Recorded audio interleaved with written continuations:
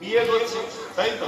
তার মানে দুজন দুজন সম্পর্কে তো ভালোভাবে জানে, স্কুল থেকে কলেজ থেকে তারা সম্পর্ক করছে, প্রেম করছে। এই যে প্রেম করে বিবাহ করছে, করার পরে তাদের আবার ডিভোর্স হচ্ছে কেন? তারা দুজনের মা বাবা আগে কি করতো না, ওই মেয়েটার সাথে তার কোনো সম্পর্ক ছিল না, ছেলেটার সাথেও কোনো সম্পর্ক ছিল না, দুজনকে বিবাহ দিয়ে দিল। তখন এত বিচ্ছেদ আমরা চোখে দেখিনি, তাই না? এই সেদিন আমি যখন বৃন্দাবনে ছিলাম, এই কিছুদিন আগের কথা, সপ্তাহখানি আগে কি 10 দিন আগের কথা, কোন একটা কারণের জন্য আমার বৃন্দাবনের ওই মন্দিরের জন্য আমাকে মথুরার ওই কোর্টে যেতে হয়েছে। যতগুলো কেস ফাইল এসেছে সবগুলোই প্রায় আমি দেখলাম আলাদা আলাদা ডিপার্টমেন্ট আছে, কিন্তু সমস্ত ডিপার্টমেন্টের থেকে এই বিবাহ বিচ্ছেদ যে ডিপার্টমেন্টটাই আছে,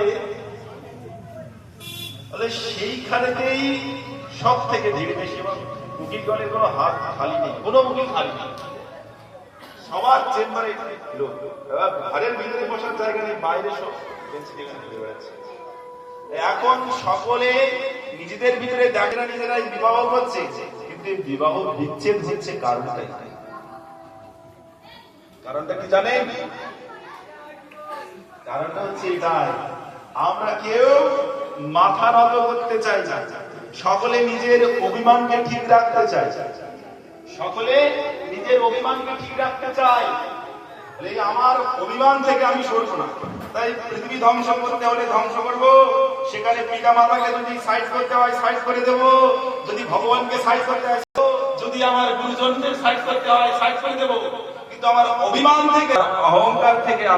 আর বলে যিনি নিজের এই অভিমান বজায় রাখার জন্য, নিজের অহংকারকে বজায় রাখার জন্য যিনি পিতা মাতাকে সাইড করে দেয়, যিনি ভগবানকে সাইড করে দেয়, যিনি গুরুজনদের সাইড করে দেয়, বলে ভগবান তাকে সাইড করে দেয়।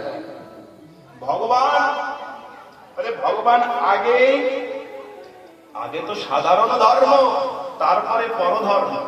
আমরা এই সাধারণ ধর্ম, আমরা পিতা মাতার সেবা ভুলে, আমরা গুরুজনদের সেবা ভুলে, আমরা এই সমস্ত শিক্ষক যে গুরুজন তাদেরকে অপমাননা করে, পিতা মাতাকে অপমাননা করে, দুঃখ দিয়ে দূরে রেখে আমরা কোন শিক্ষায় শিক্ষিত হব? আমরা কোন ধর্মকে বহুমানন করব? এজন্য ধর্মকে বহুমানন করতে গেলে আগে সাধারণ ধর্মটাকে শেখো।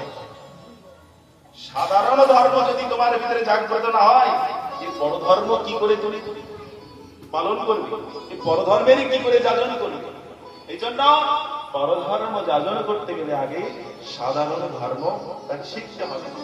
সাধারণ ধর্মের প্রতি তার যখন স্বভাব, তার যখন চরিত্র গঠন হবে, তখন সে পরম ধর্মের স্তরে পৌঁছাবে, তখন একমাত্র পরম ধর্মের ভাষা বুঝতে পারবে। কিন্তু আমাদের এই সমাজ শিক্ষা, সংসারে যখন প্রবেশ করি, স্বামী স্ত্রীর সাথে দ্বন্দ্ব, শাশুড়ি বৌমার সাথে দ্বন্দ্ব, শ্বশুর শ্বশুর বৌমার সাথে দ্বন্দ্ব। আরে ওই শাশুড়ি ওই বৌমা তো সেই কি বলে শ্বশুর শাশুড়ি বৌমাকে নিয়ে এসেছিল কিসের জন্য? সংসারের সুখ বৃদ্ধি করার জন্য। কিন্তু না শ্বশুর মাথা নিচু করতে জানে, না শাশুড়ি মাথা নিচু করতে জানে, না ওই পরিবারের সেই বৌমা